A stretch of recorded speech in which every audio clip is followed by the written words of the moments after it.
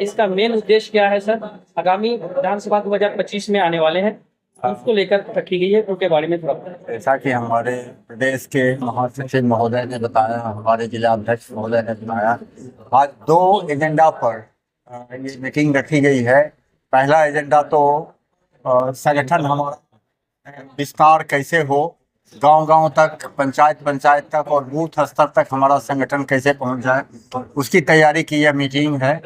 और दूसरा और भी एक अति महत्वपूर्ण कार्यक्रम हमारा पूरे बिहार में चल रहा है, जिसका नाम है बदलाव का हस्ताक्षर अभियान। जैसा कि हमारे महासचिव महोदय ने बता दिया आपको पहले ही कि 1 करोड़ हस्ताक्षर लेके सरकार ने जो वायदा खिलाफी किया है, जिन 3 मुख्य मुद्दों पर, हालांकि वादा खिलाफी के बहुत सारे मुद्दे हैं, लेकिन 3 जो मुख्य मुद्दे हैं हमारे, उन 3 मुख्य मुद्दों पर, जैसे 3 डिसमिल जमीन देने का वादा करके सरकार नहीं दे पाई, 94 लाख गरीब भूमिहीन परिवारों को जो 2 लाख रुपया देना था, जाति जनगणना में जो लोग चिन्हित हुए थे उनको नहीं मिल पाया, 2 लाख रुपया किसी को भी नहीं मिल पाया।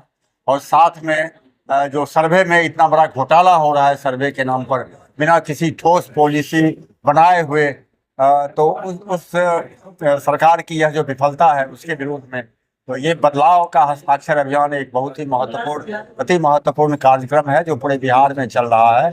इन्हीं 2 मुद्दों पर, इन्हीं 2 कार्यक्रम पर, एक संगठन विस्तार और दूसरा बदलाव का हस्ताक्षर अभियान, उसके लिए आज पूर्णिया जिला के में आज मीटिंग आयोजित की गई है और हमारे साथी लोग आए हुए हैं।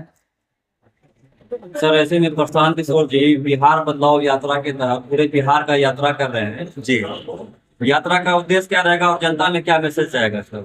यात्रा का उद्देश्य है पूरे बिहार में घूमकर 243 विधानसभा में यात्रा करके लोगों से संवाद करके लोगों को बताना कि उनके गरीबी का कारण क्या है, उनका कैसे विकास होगा। शिक्षा जो विकास का सबसे सशक्त, सबसे बड़ा माध्यम है, उसे बिहार में बर्बाद करके रख दिया गया है। उस शिक्षा व्यवस्था को कैसे ठीक किया जाए, यहाँ के बुजुर्गों को कैसे 400 रुपया का फीस नहीं 2000 रुपये का मासिक पेंशन मिले, कैसे हमारे युवाओं को रोजी रोजगार के लिए, मजदूरी के लिए भी यहाँ से 4000 किलोमीटर दूर केरला, महाराष्ट्र, गुजरात, मुंबई, हरियाणा और पंजाब जाना पड़ता है। उनका पलायन कैसे रुके, उनको बिहार में ही कैसे जितना वो वहाँ कमाते हैं उतना ही यहाँ उनके रोजी रोजगार की कैसे व्यवस्था हो जाए।